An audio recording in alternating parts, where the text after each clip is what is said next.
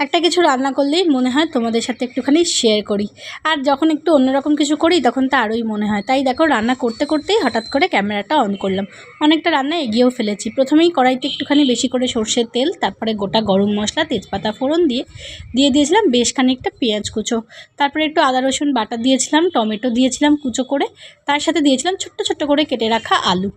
তারপর ওগুলো একটু ভাজা ভাজা হওয়ার পর ওর মধ্যে দিয়ে দিয়েছিলাম হচ্ছে মাটন কিমা।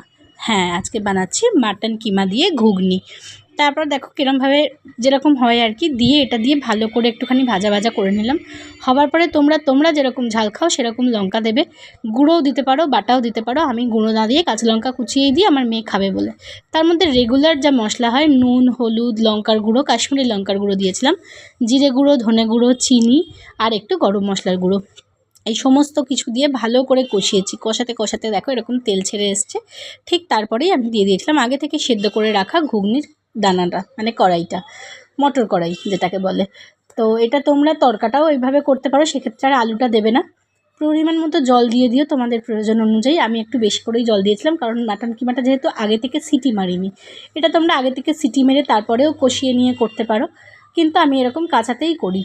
তারপরে বেশ ফুটে ফুটে একটু ওপরে তেল ভেসে এলে একটু গরম মশলার গুঁড়ো আর ধনেপাতা, কুচনো ধনেপাতা দিয়ে তারপরে সার্ভ করে দিয়েছিলাম। আমি তো খেয়েছিলাম লুচির সাথে। তোমরাও ট্রাই করতে পারো আর জানিও কেমন।